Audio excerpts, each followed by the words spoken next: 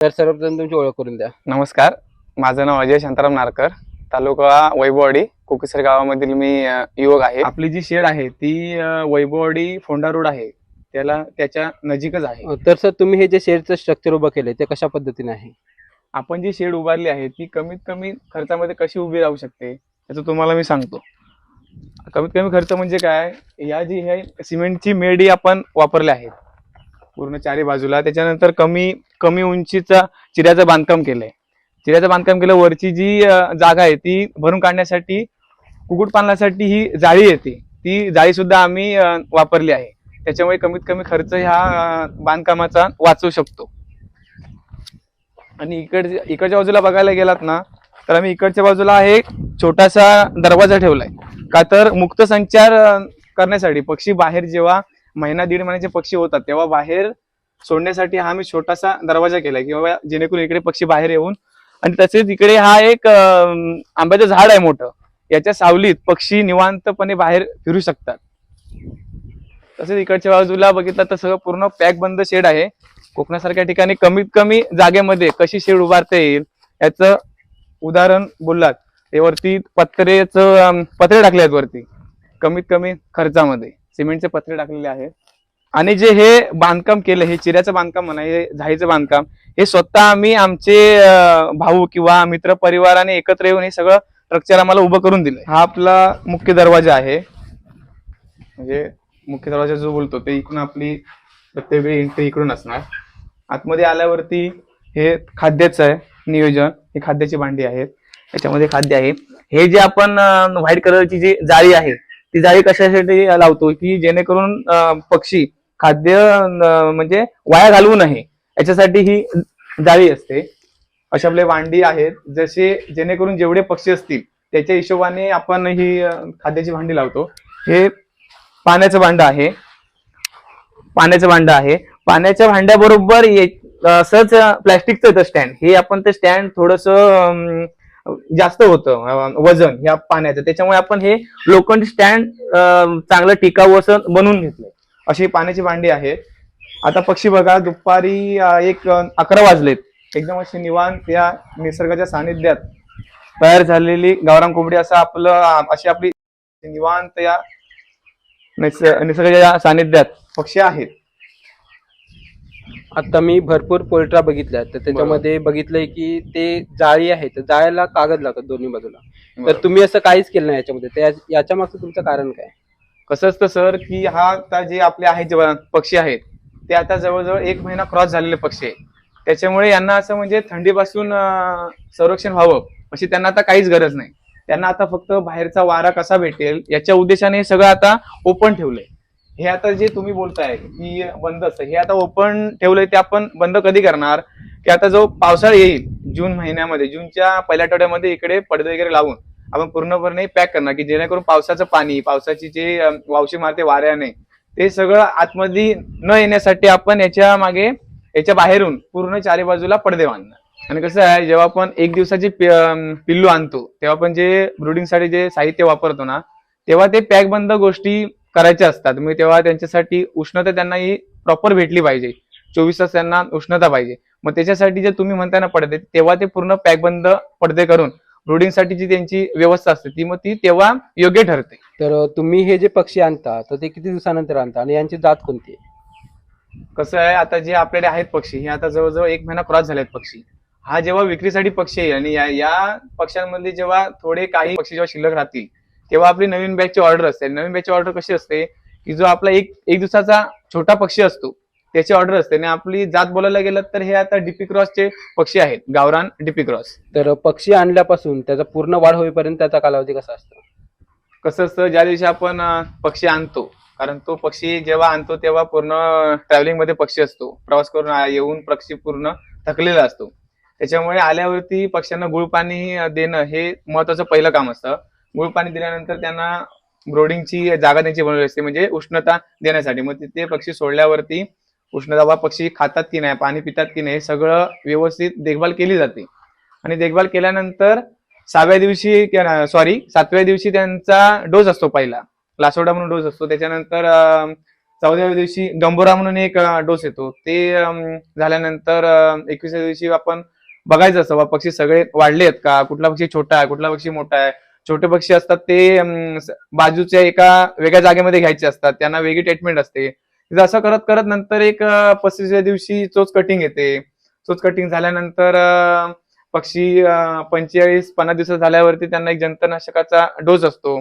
तो डोस दिल्यावरती नंतर जे काय आहे त्यांचं नियमित खाद्य, पाणी, कॅल्शियम काय असेल, किती पक्षी वाढला आहे, त्यांचं वजन किती आहे, हे सगळं बघितल्यानंतर हळूहळू जे रेग्युलर जे काम असतं ते बघितल्यानंतर 70-75 दिवसाच्या आसपास पक्षी विक्रीला येऊ शकतो. तर या पक्ष्यांचं खाद्याचं आणि पाण्याचं नियोजन कशा पद्धतीने असतं?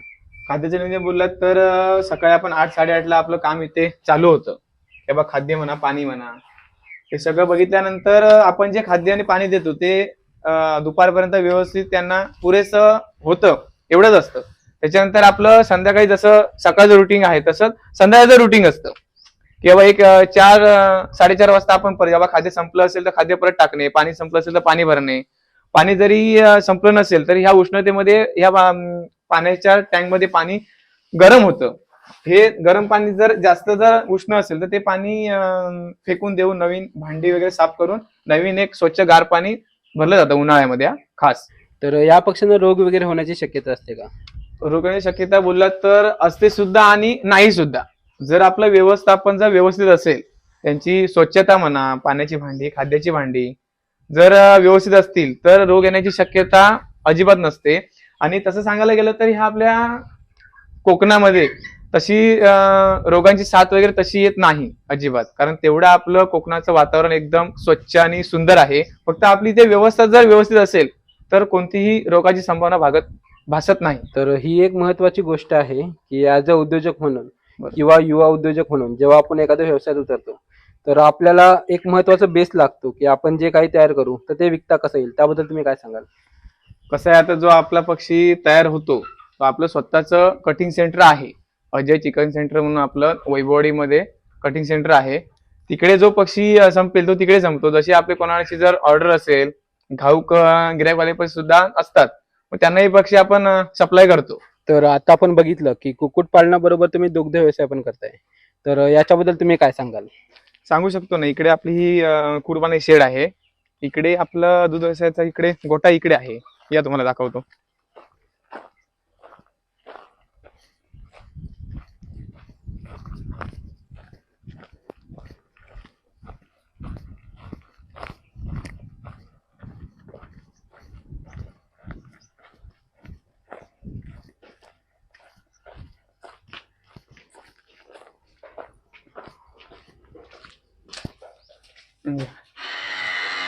हा आपला गोठा आहे.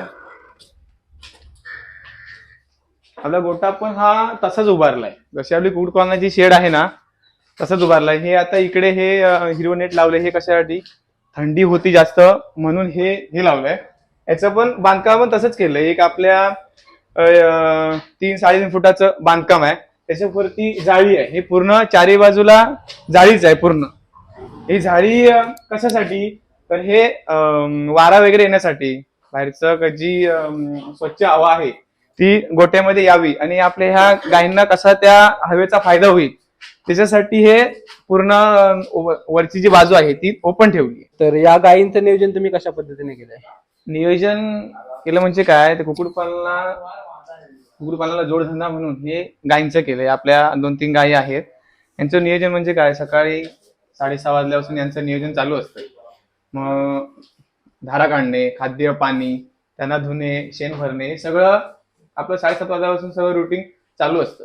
नाही करायचं म्हणजे काय, आपल्याला यांची या मुख्य जनावरांची थोडी आवड आहे म्हणून या 2-3 गाय आपल्या दूध व्यवसायासाठी आहेत. तर या गायींचं दूध वगैरे कोण काढतं आणि त्याचं नियोजन कशा पद्धतीने असतं? दूध नियोजन बोललात ना, हे दूध वगैरे आम्हीच काढतो स्वतः. सकाळी 6:30ला दूध काढतो. आणि तसं बघायला गेलं तर ही आमची राधा आहे. ही आपल्या हिचा जन्म 31 जानेवारीला झालाय आणि ही तिची आई आहे. त्याचं दूध वगैरे आम्हीच काढतो सकाळी. या इकडच्या 2 आहेत त्या गाभण आहेत. हिचं फक्त आता एकीचं दूध आहे. हिचं नाव आहे कपिला आहे. आणि हे दूध कलेक्शन आमच्या वैभवडीमध्ये डेअरी आहे, तिकडे दूध टाकतो आम्ही सकाळी. याचं खाद्य नियोजन बघायला गेलं तर दूध काढल्यानंतर लगेच त्यांना खाद्य टाकलं जातं. खाद्य टाकल्यानंतर त्यांना पाणी दाखवलं जातं. पाणी टाकल्यानंतर हा सुका चारा आहे, ओला चारा. पहिला ओला चारा टाकतो, नंतर हा सुका चारा टाकतो. सुका चारा टाकल्यानंतर एक 10:30-11 वाजता त्यांचं खाणं पिणं सगळं बंद असतं. त्याच्यानंतर त्यांना आरामाचा टाइम असतो त्यांचा, मग त्यांना आराम दिला जातो. कारण गायने कसं दूध देण्यासाठी रवंत हा मेन मुद्दा आहे, रवंत केली पाहिजे. मग ते रवंत करण्यासाठी त्यांना एक 4-4:30 वाजेपर्यंत काहीच दिलं जात नाही. 4-4:30ला त्यांचं परत जसं आपलं सकाळी रुटीन असतं तसं त्यांचं परत संध्याकाळी रुटीन आहे तसं चालू असतं. मग ओला चारा, सुका चारा, पाणी, नंतर दुधाचा टायमिंग असतो. दूध काढल्यानंतर मग त्यांचं खाद्य वगैरे असतं. असं नियोजन एक 8:30-9 वाजेपर्यंत चालू असतं. नंतर मग त्यांना परत 9:30 वाजल्याच्या नंतर त्यांना पूर्ण रात्रभर आरामाचा टायमिंग असतो. ते सकाळी आपण आता जेव्हा उठू दूध काढायला तोपर्यंत त्यांचा पूर्ण आरामच असतो. आता आपण बघितलं की गाईला जास्त दूध देण्यासाठी ओल्या चाऱ्याची गरज असते, तर त्याचं नियोजन तुम्ही कशा पद्धतीने केलं? ओला चारा म्हणजे काय? ओला चारासाठी हे आमच्याकडे मुरघास आहे अवेलेबल, हे होतं. हे अशा प्रकारे पॅक बंद करून ठेवायचं असतं. हा मुरघास आहे, आणि मुरघासाच्या जोडीला मी तुम्हाला दाखवतो. इकडे आपला अतिगवताचा प्लॉट आहे.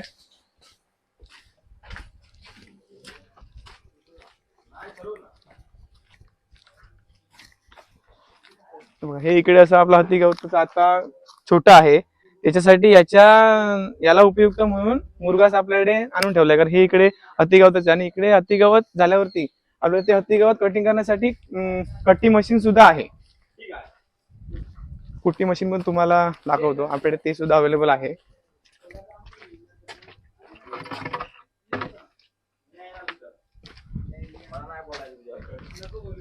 बघा, ही कुट्टी मशीन आहे. त्याच्यामध्ये इकडून चारा टाकला जातो, पुढे चारा कटिंग होऊन पडतो. हा कटिंग करून चारा घातल्याने त्यांना खायला उपयुक्त ठरतं, म्हणून ही कुट्टी मशीन सुद्धा आम्ही घेतलेली आहे. तर मी बघितलं की तुम्ही पत्र्यावरती पण हे गवत ठेवलंय, तर ते कशासाठी? यात मागचं कारण काय? याचं मागचं कारण म्हणजे काय, पत्रा जो आहे सिमेंटचा, तो ह्या उष्णतेने, या उन्हाने तापू नये, आणि ते तापलेला पत्रा आतमध्ये उष्णता जास्त प्रकारे सोडू नये, त्याच्यासाठी आपण वरती गवत टाकले. जे आपल्याला जसं लागेल तसं आपण गवत काढू शकतो खाली गायना टाकण्यासाठी, पण तोपर्यंत उष्णता गायींपर्यंत पोहोचू नये, पत्रा तापू नये, म्हणून हे वरती आपलं पूर्णपणे गवत ठेवलेलं आहे. त्याच्यामुळे आतमध्ये तुम्ही आता बघितलं, आतमध्ये उष्णता आता अजिबात नाही. तर आता आपण बघितलं की तुमची कुक्कुटपालनाची शेड आहे, त्याच्यानंतर इकडे गोठा आहे, तर याला लागून अजून तुम्ही कुठला जोडधंदा करताय का? हे आपल्या 2 शेड इथे आहे, तुम्ही बघितला. त्याच्या जोडीला आपली काजूची बाग सुद्धा आहे, ती पण तुम्हाला दाखवतो. या